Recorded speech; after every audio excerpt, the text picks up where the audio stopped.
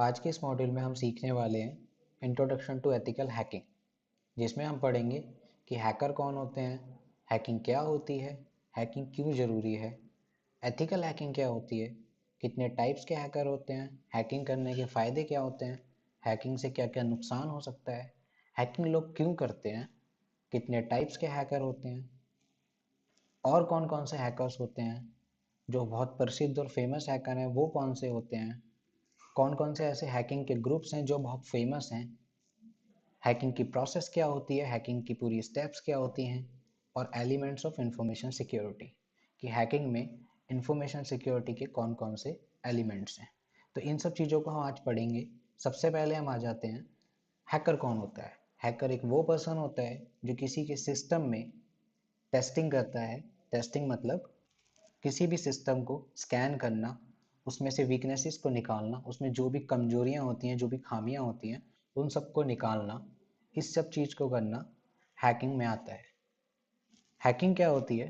Hacking एक ऐसी process है जिसमें एक हैकर, एक वो पर्सन जिसको हैकिंग की अच्छे से नॉलेज होती है, वो किसी भी सिस्टम को अच्छे से टेस्ट करता है या नेटवर्क को टेस्ट करता है, किसी एप्लीकेशन को टेस्ट करता है, उसमें जो भी वीकनेसेस होती हैं उन सबको वो निकालता है, ढूंढता है। और ये जो प्रोसेस होती है इसको बोलते हैं हम हैकिंग। आगे जो टॉपिक है वो है what is ethical hacking. Ethical hacking क्या होता है?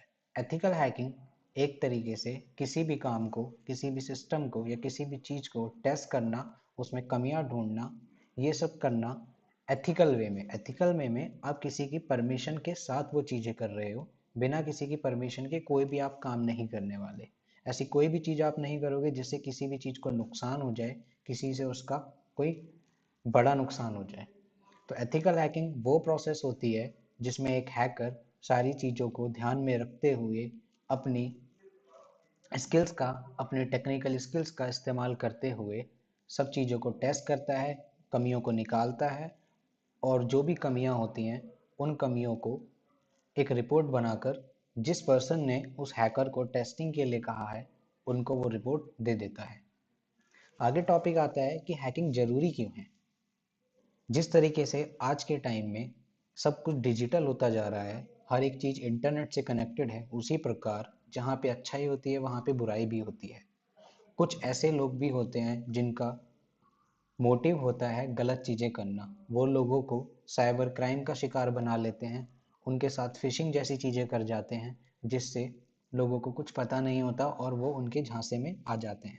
हैकिंग इसलिए ज़रूरी है ताकि आप किसी भी सिस्टम में, एप्लीकेशन में, किसी भी नेटवर्क में, किसी भी वेबसाइट में, इन सब चीज़ों में वो सारी खामियां, वो सारी कमियां जिन्हें हम वल्नरेबिलिटीज़ भी कहते हैं, वो सब निकाल सकें, उन्हें ढूंढ सकें ताकि कोई भी उस चीज़ को नुकसान ना पहुंचा पाए, हैक ना कर पाए। इसलिए हैकिंग बहुत ज़रूरी है। टाइप्स ऑफ हैकिंग में क्या क्या चीज़ें आती हैं? हैकिंग भी अलग अलग तरीके की होती है। कुछ वेबसाइट हैकिंग होती है, नेटवर्क हैकिंग होती है। वेबसाइट हैकिंग में क्या होता है, जब एक हैकर किसी वेबसाइट को हैक कर लेता है उसमें कोई कमियां ढूंढकर। नेटवर्क हैकिंग, जिस तरीके से आप इंटरनेट से कनेक्टेड होते हो, आपके घरों में वाईफाई होता है या फिर आप इंटरनेट अपने मोबाइल में यूज़ कर रहे होते हो, तो नेटवर्क पे जो भी चीज़ें हो सकती हैं, जो भी वल्नरेबिलिटीज़ होती हैं, जो भी खामियां होती हैं, वो नेटवर्क हैकिंग में आते हैं। एक हैकर उन कमियों को ढूंढ लेता है और नेटवर्क को हैक कर लेता है। ईमेल हैकिंग होता है। ईमेल हैकिंग में क्या होता है बेसिकली, जब आप किसी को मेल भेजते हो तो जिस मेल से आप मेल भेज रहे हो, हैकर उस मेल को यूज़ करके किसी को भी परेशान कर सकता है, उस मेल को हैक कर सकता है, आपको कोई फिशिंग लिंक के थ्रू हैक कर सकता है। एथिकल हैकिंग क्या होती है? एथिकल हैकिंग कुछ भी चीज़ जो आप अपने लिमिट्स में रह के, सारी बाउंड्रीज को ध्यान में रखते हुए और सिर्फ सिक्योरिटी पर्पस के लिए करते हैं, जहाँ पे आप किसी को कोई नुकसान नहीं देना चाहते, उस चीज़ को, वो प्रोसेस या वो भी जो भी टास्क है, वो सब चीज़ें आपका एथिकल हैकिंग में आता है। फिर आता है आपका पासवर्ड क्रैकिंग। पासवर्ड क्रैकिंग वो प्रोसेस है जिसमें एक हैकर किसी सिस्टम का, चाहे वो आपका डेस्कटॉप हो, चाहे वो आपका लैपटॉप हो, चाहे वो आपका सोशल मीडिया अकाउंट हो, या किसी भी तरीके की ऐसी कोई भी अकाउंट जिसमें एक पासवर्ड से आप लॉग इन करते हो, हैकर उसमें पासवर्ड्स को हैक कर लेते हैं। और वो उनके अलग अलग तरीके हो सकते हैं जो हम आगे के मॉड्यूल्स में जानेंगे। आखिरी आता है हमारा कंप्यूटर हैकिंग। कंप्यूटर हैकिंग में एक हैकर आपके सिस्टम में कोई भी एक मॉलिशियस एप्लीकेशन, मॉलिशियस मतलब एक ऐसी एप्लीकेशन जिससे आपके पूरे सिस्टम का एक्सेस एक हैकर के पास चला जाता है, जिससे वो आपकी कोई भी फाइल को मॉडिफाई कर सकता है, चेंज कर सकता है, उसको यूज़ कर सकता है। आप क्या क्या चीज़ें ब्राउज़र में अपना ओपन कर रहे हो, हैकर उन चीज़ों को देख सकता है। वो सारी चीज़ें जो एक हैकर रिमोटली आपके सिस्टम से निकाल सकता है, वो कंप्यूटर हैकिंग में आ जाएगा। अब हम जानेंगे कि हैकिंग करने से क्या क्या फ़ायदे हो सकते हैं, या हैकिंग क्यों ज़रूरी हो जाती है आज के टाइम के हिसाब से। सबसे पहला तो ये, जब आप हैकिंग करते हो तो आपका उद्देश्य हो सकता है कि आप लॉस्ट इन्फॉर्मेशन को रिकवर करना चाहते हो। जैसे कि आप कभी कोई अपना पासवर्ड भूल जाते हैं, आपको याद नहीं रहता काफ़ी टाइम तक, तो आप क्या करोगे उस प्रोसेस में, उस पासवर्ड को फाइंड आउट करने के लिए, उस पासवर्ड को ढूंढने के लिए, निकालने के लिए जो प्रोसेस करोगे, वो हैकिंग में आ जाएगा, वो एथिकल हैकिंग में आ जाएगा। तो पहला फ़ायदा ये हो सकता है कि आप किसी की लॉस्ट इन्फॉर्मेशन निकालना चाहते हो। दूसरा जो फ़ायदा होता है वो ये होता है, या तो आप अपने सिस्टम की या फिर अपने नेटवर्क की जो सिक्योरिटी है उसको टेस्ट करके उसको और स्ट्रॉन्ग करना चाहते हो, ताकि कोई और हैकर या कोई भी ऐसा पर्सन जिससे आपकी ऑर्गेनाइजेशन को, कंपनी को या आपके नेटवर्क को नुकसान हो सकता है, वो ना कर पाए। तीसरा जो फायदा होता है वो ये होता है कि आप सिक्योरिटी ब्रीचेस से बचना चाहते हो। जब आप चाहते हो कि हमारा कोई भी डाटा किसी भी ऐसे पर्सन के हाथ में ना चला जाए जिससे हमारा सेंसिटिव डाटा एक्सपोज होने का डर हो, या हमारी इंफॉर्मेशन लीक होने का डर हो, क्योंकि डाटा बहुत इंपॉर्टेंट होता है। इसलिए एक हैकर हैकिंग इसलिए भी कर सकता है जब वो ये जानना चाहे कि वो उस डाटा को कैसे सिक्योर कर सकता है, सिक्योरिटी ब्रीचेस से कैसे बच सकता है।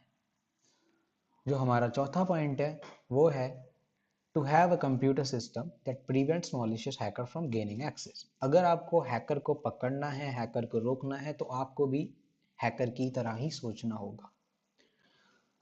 कुछ हैकर ऐसे होते हैं जिनका इंटेंशन, जिनका उद्देश्य सिर्फ आपको हार्म करना होता है, आपकी ऑर्गेनाइजेशन को नुकसान पहुंचाना होता है। वो आपको दिन रात हैक करने के लिए तैयार रहते हैं। तो आप उन सब हैकर्स को तभी रोक पाओगे जब आपको इस चीज़ की नॉलेज होगी, आपको इन सब चीज़ों के बारे में पता होगा। तो किसी भी मॉलिशियस एक्सेस को या मॉलिशियस हैकर को आपके सिस्टम को हैक करने से, आपके नेटवर्क को, आपकी वेबसाइट को हैक करने से रोकने के लिए हैकिंग बहुत ज़रूरी है। लेकिन कुछ लोग इसी हैकिंग का बहुत गलत इस्तेमाल भी करते हैं। ये आपके ऊपर है कि आप इन चीज़ों को अच्छे के लिए करते हैं या बुरे के लिए। कई बार हैकिंग के कुछ नुकसान भी हैं जिनके बारे में अब हम जानेंगे। सबसे पहला नुकसान होता है मैसिव सिक्योरिटी ब्रीच, जिसका मतलब ये है कि कई बार बहुत बड़े लेवल पे बहुत बड़ा ज़्यादा डाटा एक्सपोज हो जाता है, बहुत बड़ी बड़ी सिक्योरिटी ब्रीचेस हो जाती हैं, जिसमें किसी बड़ी बड़ी ऑर्गेनाइजेशन का सेंसिटिव इंफॉर्मेशन, जिसको हम कहते हैं गोपनीय सूचना, वो सब आम पब्लिक के लिए अवेलेबल हो जाती है। ऐसे हैकर्स इन सब चीज़ों को निकाल कर गूगल पे या बहुत अलग अलग साइट पे डाल देते हैं और आपको बताते हैं कि हमने ये चीज़ हैक कर ली, जिससे उस ऑर्गेनाइजेशन का बहुत बड़ा डाटा लीक हो सकता है। हाल ही में आपने हल्दीराम के बारे में सुना होगा। हल्दीराम का काफ़ी डाटा इंटरनेट पे वायरल हुआ कि उनकी सेंसिटिव इंफॉर्मेशन, उनके कस्टमर का, उनकी ऑर्गेनाइजेशन का डाटा लीक हो गया है। दूसरा जो नुकसान हो सकता है वो ये हो सकता है कि कोई हैकर आपके सिस्टम में अनऑथराइज एक्सेस करके आपकी प्राइवेट इंफॉर्मेशन चुराने की कोशिश कर सकता है, जिससे आपकी ऑर्गेनाइजेशन को नुकसान हो सकता है। तीसरा जो नुकसान है, प्राइवेसी वायलेशन। प्राइवेसी बहुत ही ज़रूरी है, चाहे वो आपकी असल ज़िंदगी में हो, आपकी निजी ज़िंदगी में हो, या एक ऑर्गेनाइजेशन की। हर ऑर्गेनाइजेशन के कुछ टर्म्स एंड कंडीशंस होते हैं, कुछ प्राइवेसी पॉलिसीज़ होती हैं, कुछ सीक्रेट डाटा होता है जो वो कभी नहीं चाहेंगे कि उनके स्टाफ या आम पब्लिक के हाथ में वो चीज़ें आ जाएं। तो प्राइवेसी वायलेशन भी कई बार हो जाता है, जिससे क्या होता है कि वो चीज़ें जो कभी आम लोगों के लिए उपलब्ध नहीं होनी चाहिए थी, वो सब चीज़ें भी आम लोगों के लिए हो जाती हैं। Hampering system operations. आपको पता है कि जब आप कोई भी काम डिजिटली कर रहे होते हैं तो आजकल हर एक चीज़ मोबाइल से, लैपटॉप से, कंप्यूटर से होने लगी है। अगर सिस्टम के साथ छेड़खानी कर दी जाए, सिस्टम्स के ऑपरेशंस को हैम्पर कर दिया जाए, तो आपका काम डिले हो सकता है, देर हो सकती है, या फिर जो काम आप करना चाहते हैं हो सकता है, पॉसिबिलिटीज हैं कि वो काम ना हो पाए। आगे हमारा जो एडवांटेज आता है डिनायल ऑफ सर्विस अटैक्स। ये एक इस तरीके का अटैक होता है जिस पे किसी वेबसाइट पे एक हैकर या हैकर्स का ग्रुप बहुत ज़्यादा मात्रा में ट्रैफिक सेंड करता है। इतना ज़्यादा ट्रैफिक सेंड करता है कि वो वेबसाइट उस ट्रैफिक को हैंडल नहीं कर पाती, उस ट्रैफिक का लोड बैलेंस नहीं कर पाती, और या तो वो वेबसाइट डाउन हो जाती है या फिर वो अनरेस्पॉन्सिव हो जाती है। तो उस वेबसाइट पे जितने भी विजिटर्स होते हैं, जो भी काम चल रहा होता है, वो काम नहीं हो पाता और सारा सिस्टम बंद हो जाता है। इससे हैकर्स को बहुत फ़ायदा हो जाता है। कई बार बड़ी बड़ी ऑर्गेनाइजेशन बैंक के सर्वर पे भी हैक्स, ये DDoS या डॉस अटैक्स परफॉर्म करते हैं हैकर्स, जिससे उनकी ट्रांजेक्शन्स नहीं हो पाती, या जो लोग ट्रांजेक्शन्स कर रहे होते हैं उनके अकाउंट से अमाउंट डेबिट हो जाता है, पैसे कट जाते हैं, बट ट्रांजेक्शन सक्सेसफुल नहीं होती। तो ऐसे केसेस में हैकर्स किसी भी ऑर्गेनाइजेशन की रेपुटेशन, गुडविल या उसकी मार्केट में जो भी रेपुटेशन है उसको गिराने के लिए या राइवल कंपनीज को नीचे करने के लिए इस तरीके के अटैक्स परफॉर्म करते हैं। आखिर में हमारा जो नुकसान है वो है मॉलिशियस अटैक ऑन द सिस्टम। हो सकता है कि जो गलत तरीके के हैकर्स होते हैं वो आपके सिस्टम पे दिन मॉलिशियस अटैक्स करें, जिससे आपके सिस्टम को नुकसान हो जाए या वो आपके सिस्टम को हैक करने की कोशिश कर सकते हैं। तो ये कुछ नुकसान थे जो एक हैकर परफॉर्म करता है। आगे हम पढ़ेंगे कि हैकिंग करने के क्या क्या पर्पस हो सकते हैं, क्या क्या उद्देश्य हो सकते हैं, एक हैकर ये सब चीजें क्यों करता है। तो पहला जो पर्पस है वो है जस्ट फॉर फन। कुछ लोगों को हैकिंग करना बड़ा अच्छा लगता है, वो कहते हैं कि हम सिर्फ फन के लिए करते हैं, हमें अच्छा लगता है हैकिंग करना, मुझे पसंद है हैकिंग करना। लेकिन कुछ लोग शो ऑफ के लिए करते हैं, कुछ लोगों को दिखाना होता है कि मेरे पास हैकिंग की बहुत अच्छी स्किल्स हैं, मैं बहुत अच्छा हैकर हूँ, मैं कुछ भी हैक कर सकता हूँ।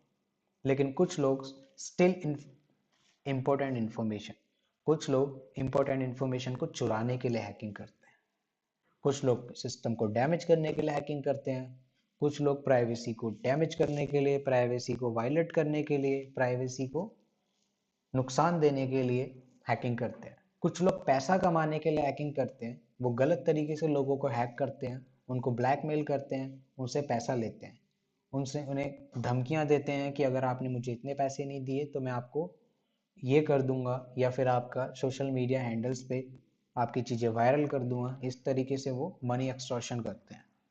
कुछ लोग सिस्टम सिक्योरिटी टेस्टिंग के लिए काम करते हैं।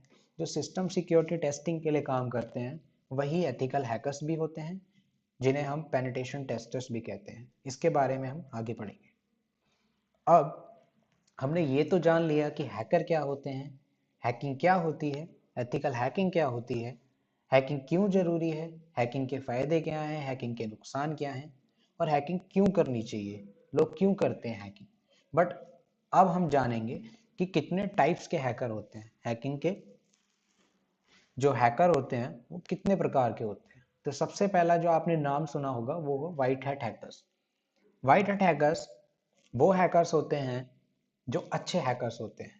इनको हम एथिकल हैकर्स भी बोलते हैं, इनको हम सिक्योरिटी टेस्टर भी बोलते हैं, पेनिटेशन टेस्टर्स भी बोलते हैं, पेन टेस्टर भी कह सकते हैं। इनके बहुत अलग अलग नाम हैं। इनको हम सिक्योरिटी एनालिस्ट भी कहते हैं। ये वो लोग होते हैं जो किसी के सिस्टम में, किसी के नेटवर्क में, किसी की वेबसाइट में या किसी के ऐप में कमियां तो ढूंढते हैं, बट उस पर्सन की जिसकी भी वो वेबसाइट है, जिसका भी वो नेटवर्क है, जिसकी भी वो एप्लीकेशन है, उसकी परमिशन के साथ उससे पहले परमिशन लेते हैं कि हम आपकी सिस्टम की वीकनेसेस ढूंढ के आपको बताएंगे। तो ये अपनी बाउंड्रीज में, अपने लिमिट्स में रह के रहते हैं।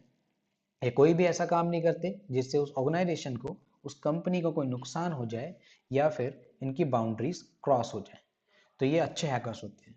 ब्लैक हैट हैकर्स वो हैकर्स होते हैं जिनका उद्देश्य सिर्फ गलत चीजें करना होता है।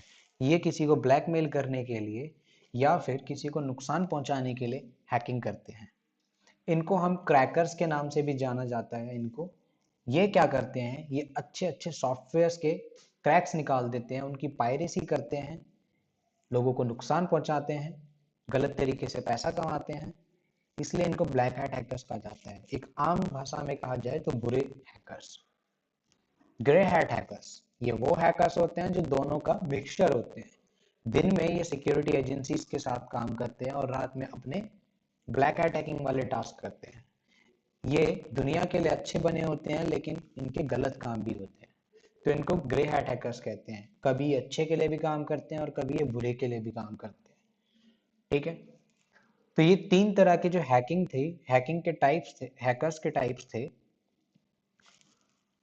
सबसे ज्यादा फेमस यही होते हैं। इनके अलावा भी हमारे पास हैकर के बहुत सारे अदर टाइप्स भी होते हैं जिनके बारे में हम पढ़ेंगे, जैसे कि रेड हैट हैकर्स।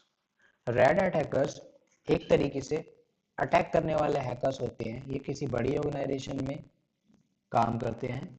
ये लोग क्या करते हैं, ये दिन और रात सिर्फ अटैक परफॉर्म करते हैं और चेक करते हैं कि कहाँ पर हम कोई वीकनेसेस निकाल के उसको हैक कर लें। ठीक है, तो इनका काम अटैक करना होता है। ठीक है, ये ऑफेंसिव टाइप के होते हैं। इसके अलावा दूसरा ब्लू हैट हैकर्स होते हैं। ये जो हैकर्स होते हैं इनका काम होता है, जो रेड टीम वाले हैकर्स होते हैं, जो रेड हैट हैकर्स होते हैं, वो दिन पे दिन अटैक्स करते रहते हैं, लेकिन ब्लू हैट हैकर्स क्या करते हैं, उस अटैक्स को रोकने के तरीके और जिस तरीके से वो अटैक्स हो सकते हैं उन सबको सिक्योर करने के तरीके ढूंढते रहते हैं। इनका काम अपनी ऑर्गेनाइजेशन को, अपने नेटवर्क को, या जिस भी चीज पे ये काम कर रहे होते हैं उसको सिक्योर करना, उसको बचाना होता है। इनको हम डिफेंसिव टाइप हैकर भी कहते हैं। उसके अलावा हमारे पास इलाइट हैकर्स होते हैं। ये वो हैकर्स होते हैं जिनको हैकिंग का बहुत अच्छा तजुर्बा होता है, एक्सपीरियंस होता है।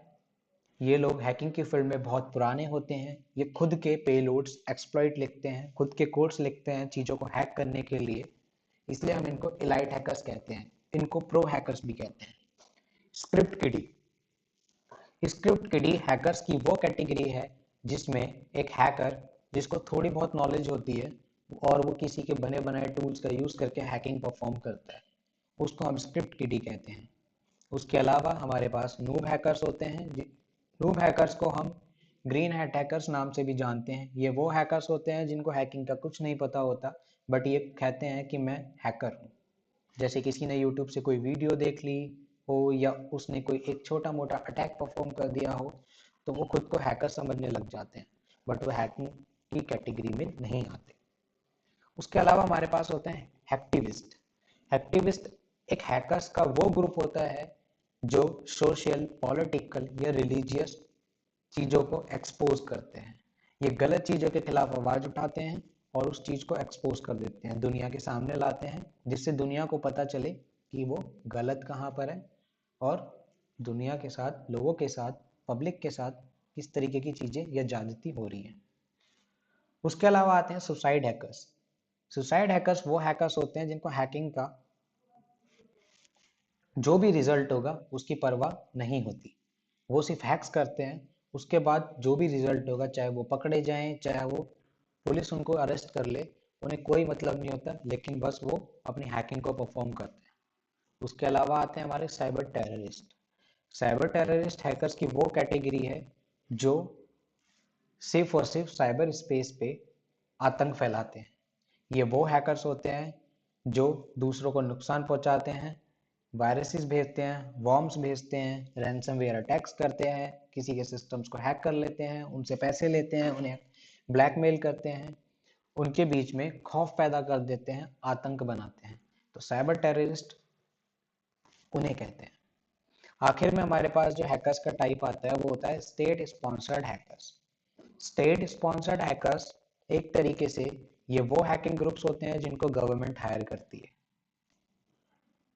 इन हैकिंग ग्रुप्स का मेन उद्देश्य यही होता है कि गवर्नमेंट को कहती है आप दूसरी गवर्नमेंट की प्राइवेट इंफॉर्मेशन, सीक्रेट डाटा चुराओ, उन्हें हैक करो, उन पे हैकिंग के अटैक्स परफॉर्म करो ताकि हमारी गवर्नमेंट को फायदा हो। तो ये स्टेट स्पॉन्सर्ड हैकर्स की कैटेगरी में आते हैं जिनको गवर्नमेंट हायर करती है और ये गवर्नमेंट के लिए काम करते हैं। बट ये सिर्फ अपनी गवर्नमेंट के लिए काम करते हैं, ये दूसरी गवर्नमेंट पे स्पाई करते हैं, उनके डाटा को चुराते हैं, उनको हैक करते हैं और फिर अपनी गवर्नमेंट को वो सारी चीज़ें देते हैं। तो हैकर्स के टाइप और कुछ अदर टाइप्स हमने पढ़े। तो आई होप आपको समझ आ गया होगा कि हैकिंग में हैकर्स कितने प्रकार के होते हैं। कुछ फेमस हैकर्स भी हैं जिनका हैकिंग के वर्ल्ड में बहुत अच्छा नाम है, जैसे जॉनथन जेम्स। जॉनथन जेम्स जो थे एक अमेरिकन हैकर थे और 16 ईयर की एज में उन्होंने कुछ सर्वर्स के पासवर्ड को क्रैक कर दिया था। लेकिन जिन पासवर्ड्स को इन्होंने क्रैक किया था वो नासा के थे। इन्होंने नासा के इंटरनेशनल स्पेस स्टेशन का सोर्स कोड भी चुरा लिया था। उसके अलावा दूसरा हमारा आता है आयन मुर्फी। आयन मुर्फी को हम कैप्टन जैप के नाम से भी जानते थे। इनकी भी कंप्यूटर में और इंटरनेट फ्रॉड्स में बहुत बड़ी हिस्ट्री है। उसके अलावा हैकिंग में जो सबसे ऊपर नाम आता है वो है केविन मिटनिक। केविन मिटनिक जो हैं एक कंप्यूटर सिक्योरिटी कंसल्टेंट भी हैं और ऑथर भी हैं। इन्होंने खुद की बहुत सारी बुक्स भी लिखी हैं और ये पहले हैकर थे जो एफबीआई के मोस्ट वांटेड पोस्टर पे आए थे। लेकिन अब ये अच्छे हैकर्स में आने लगे हैं, बट ये पहले ब्लैक हैकर में ही आते थे। इनके भी बहुत सारी कंप्यूटर क्रिमिनल हिस्ट्री भी है जो यूनाइटेड स्टेट्स में थे। उसके अलावा लिनस टॉरवर्ड्स भी आते हैं। लिनस टॉरवर्ड्स को best hacker all the time भी कहा जाता है। ये वही हैं जिन्होंने लिनक्स जैसे ऑपरेटिंग सिस्टम की डिस्कवरी की। इन्होंने यूनिक्स बेस्ड ऑपरेटिंग सिस्टम को मॉडिफाई करके लिनक्स बना दिया। उसके अलावा कैटेगरी आती है रॉबर्ट मॉरिस। रॉबर्ट मॉरिस भी वो हैकर थे जिन्होंने पहला वॉर्म क्रिएट किया था। इन्होंने इंटरनेट पे वॉर्म फैलाया और इन्होंने जिस वॉर्म को बनाया उसके अंदर इतनी कैपेबिलिटी थी कि वो किसी भी सिस्टम को स्लो कर सकता था और अनयूजेबल बना सकता था। उसके बाद लास्ट में हमारे पास जो फेमस हैकर है वो है गैरी मैकनोन।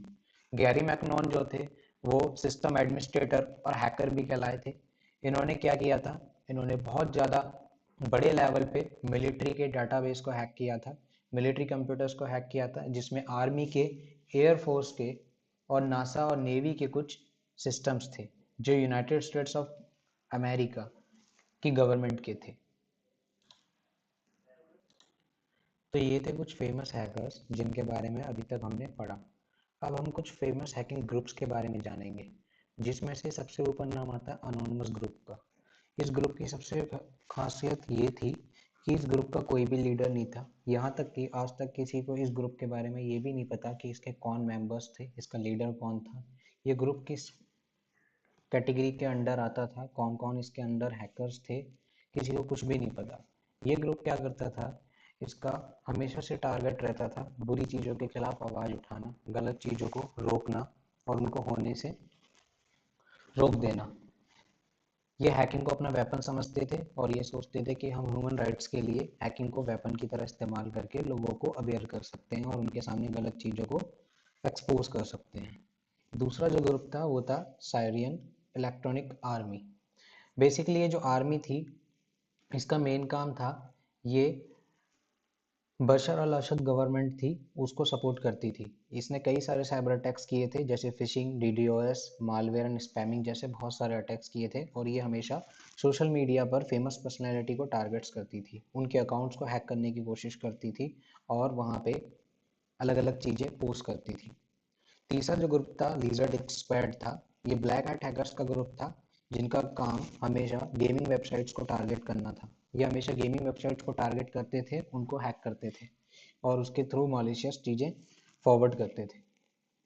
आखिर में जो ग्रुप था ब्यूरो 121 था। ये नॉर्थ कोरिया का एक ग्रुप था जिसने नॉर्थ कोरिया के मिलिट्री के साथ मिलकर जनरल ब्यूरो ऑफ रिकॉनेसेंस किया। इसका मतलब ये जो ग्रुप था, तो ब्यूरो 121 जो ग्रुप था ये नॉर्थ कोरिया का था और इसका काम साइबर वॉरफेयर एजेंसी के साथ करने का था। ये ग्रुप भी हैकिंग में खूब अपना नाम कमा चुका था। तो ये सिर्फ कुछ ग्रुप्स के नाम है, ऐसे बहुत सारे ग्रुप्स आपको यूट्यूब पे, गूगल पर या विकीपीडिया पर मिल जाएंगे। ठीक है। इसके बाद हमारी हैकिंग की प्रोसेस, हैकिंग की स्टेप्स। जब आप ये सब चीज़ें जान लेते हो और हैकिंग की तरफ बढ़ते हो, हैकिंग करने से पहले आपको कुछ प्रोसेस फॉलो करनी पड़ती है, कुछ स्टेप्स होती हैं जो आपको करनी होती हैं जिसके थ्रू आपकी हैकिंग ईजी हो जाती है।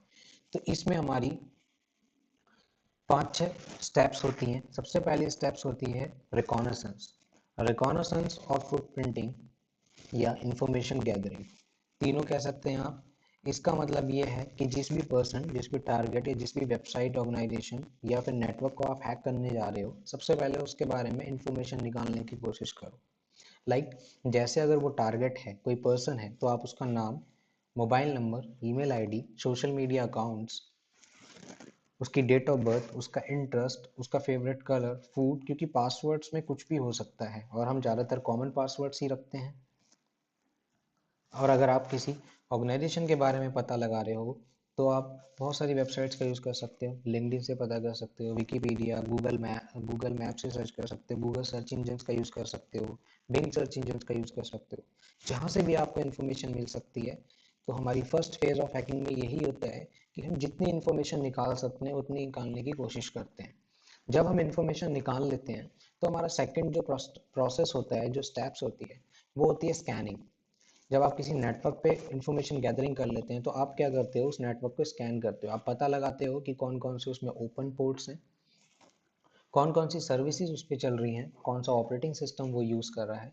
इस तरीके से जब आप इंफॉर्मेशन गैदरिंग यानी कि रिकॉनेसेंस और अन्य शब्दों में कहें फुटप्रिंटिंग, ये प्रोसेस कर लेते हैं, स्कैनिंग कर लेते हैं, तो उसके बाद आपकी स्टेप आती है गेनिंग एक्सेस।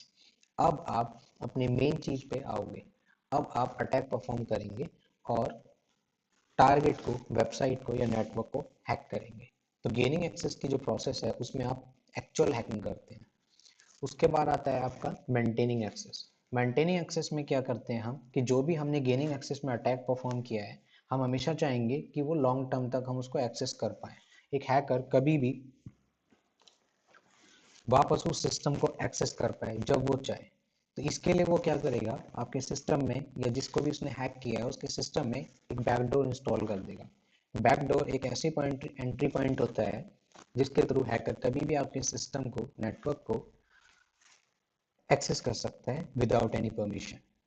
जब आप ये सारी प्रोसेस कर लेते हो तो उसके बाद हमारी प्रोसेस आती है क्लियरिंग ट्रैक्स।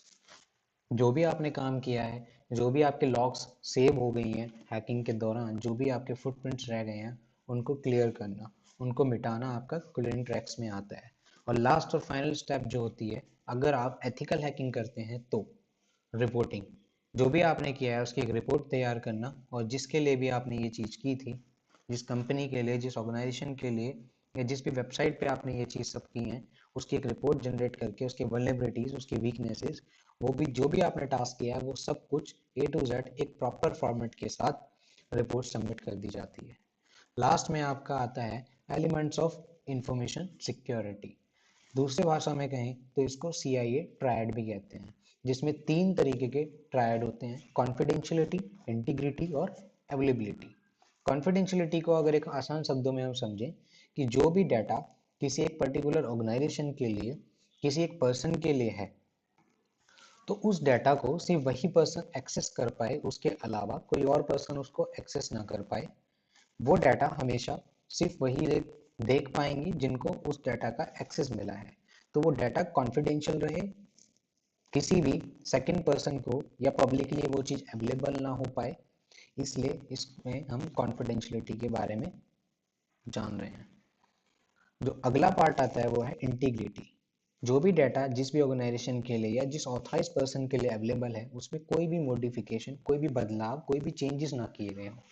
अगर डाटा में उसमें कोई भी चेंजेस हो जाते हैं या डाटा में किसी भी तरीके की मॉडिफिकेशन हो जाती है, तो उसे हम लॉस ऑफ इंटीग्रिटी कहते हैं। इंटीग्रिटी का आसान से शब्दों में अगर मैं कहूँ तो इंटीग्रिटी का मतलब है कि जो डाटा हमें जिस फॉर्म में मिला था वो उसी फॉर्म में होना चाहिए, उसमें कोई भी चेंजेस ना हो, कोई भी मॉडिफिकेशन ना हो, उस डाटा के साथ कोई भी छेड़छाड़ ना की गई। आखिर में आता है हमारा अवेलेबिलिटी।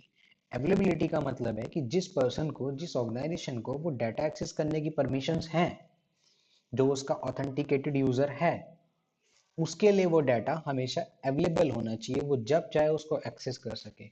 अगर वो नहीं कर पाता तो उसको हम बोलते हैं उस कैटेगरी में लॉस ऑफ अवेलेबिलिटी। तो ये कुछ टर्म्स थी जो हमने इंट्रोडक्शन ऑफ एथिकल हैकिंग में पढ़ा। एक हैकर बनने से पहले आपको ये सब चीज़ें जानना और समझना बहुत ज़रूरी है कि हैकिंग क्या होती है, किस तरीके के हैकर्स होते हैं, प्रोसेस क्या होती है, famous hacking groups, famous hackers, types of hackers, hacking क्यों जरूरी है, हैकिंग के फायदे, हैकिंग के नुकसान, हैकिंग के पर्पस, ये सब चीजें हमें पता होना चाहिए। बाकी आगे की चीजों में हम स्टेप बाय स्टेप और चीजें पढ़ेंगे।